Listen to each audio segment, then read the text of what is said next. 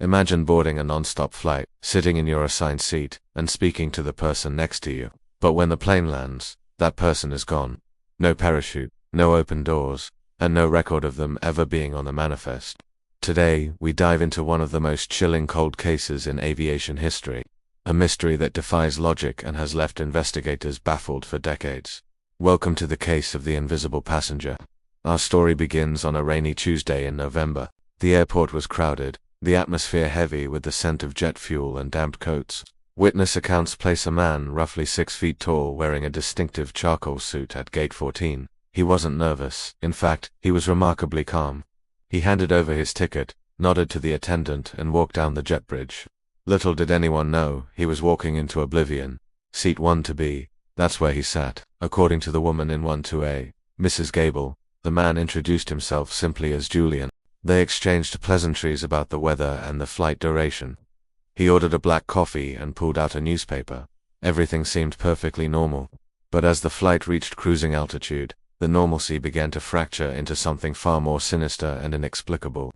2 hours into the flight, the fasten seatbelt sign flickered on due to light turbulence. The cabin crew did a standard sweep of the aisles. When the flight attendant passed row 12, she noticed something odd. Mrs. Gable was fast asleep, but the man in 1-B was gone. His coffee cup, still half full and steaming, sat on the tray table. His newspaper was folded neatly, but the seat was completely empty. Initially, the crew assumed he was in the restroom. They waited. 5 minutes turned into 10, then 20. The occupied signs on all 3 lavatories remained green. They were empty. A quiet search of the galley and the first-class cabin yielded nothing. It was as if Julian had simply evaporated into the pressurized air of the Boeing 747. The lead flight attendant felt a cold shiver crawl down her spine. The pilot was informed. His first thought: a security breach. He checked the cockpit door. It was locked and secure. He checked the pressure sensors. If a door had been opened at 30,000 feet, the cabin would have depressurized instantly, oxygen masks would have dropped, and the plane would have been in a state of emergency. But the sensors showed total integrity. The plane was a sealed tin can in the sky. The crew began a more thorough search, trying not to alarm the other passengers. They checked the overhead bins, the crew rest areas, and even the small storage compartments. Nothing. Mrs. Gable woke up and was asked where her seatmate went. Her answer sent chills through the investigators later. She said she didn't know, but she felt a strange, cold breeze just before she drifted off to sleep. When the flight landed, it was immediately swarmed by federal agents and local police. No one was allowed to disembark. One by one, passengers were questioned and their IDs checked. The tension was palpable. The authorities were looking for a man in a charcoal suit. They checked every corner of the aircraft, including the cargo hold and the electronics bay. The result was the same. The man was gone. Here is where the mystery deepens. When the FBI checked the flight manifest, they found a seat assignment for 1-B. The name listed was Julian Vane.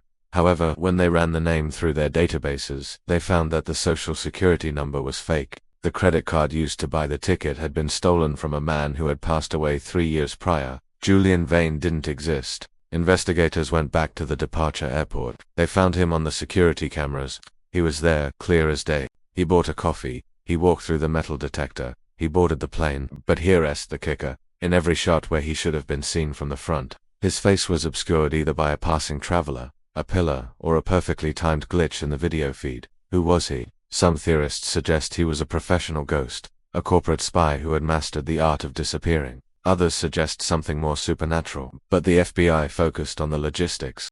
How do you leave a flying aircraft without being seen and without a parachute?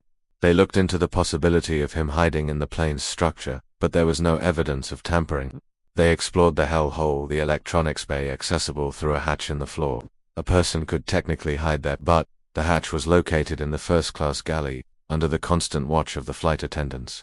To open it, enter, and close it without being noticed would require a level of stealth that seemed almost superhuman. And even then, where did he go after the plane landed? The case went cold within months. No body was ever found on the flight path.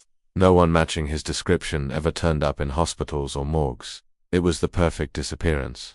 But then, 3 years later, a strange discovery was made in a remote forest in Maine, directly under the flight path of that fateful journey. A discovery that changed everything. A hiker found a tattered charcoal suit jacket snagged on a high branch. In the pocket was a boarding pass for seat 1-B. The jacket showed no signs of blood or violence, just the wear and tear of the element. But how did it get there?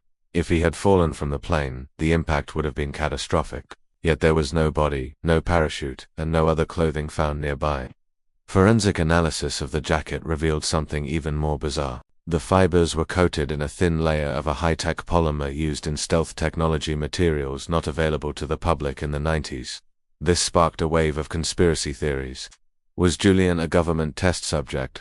Was he a spy using experimental cloaking technology that malfunctioned? Some investigators believe Julian never left the plane through a door. They believe he was never there in the traditional sense.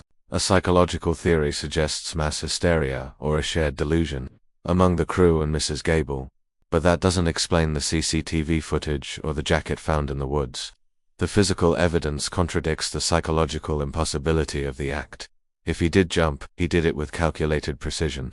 He would have needed to know the exact dead zones of the plane's sensors and the exact moment the crew was distracted. He would have had to survive a fall from 30,000 feet into freezing temperatures. It is a feat that seems more like a magic trick than a crime. Today, the file on Julian Vane remains open but dormant. It serves as a reminder that despite our advanced technology and constant surveillance, there are still ways to slip through the cracks.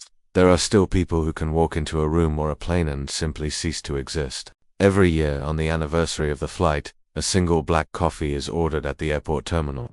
Was he a man, a ghost, or a brilliantly executed distraction for something even bigger? We may never know. But next time you re on a flight and you look at the person sitting next to you, ask yourself, how well do you really know them? And more importantly, are they actually there? The mystery of Row 12 remains the sky's greatest secret. What do you think happened to Julian Vane? Was it a government cover-up or something we can't explain? Let us know your theories in the comments below. If you enjoyed this deep dive into the unexplained, hit the like button and subscribe for more true crime mysteries. Until next time, keep your eyes open. The truth is often stranger than fiction.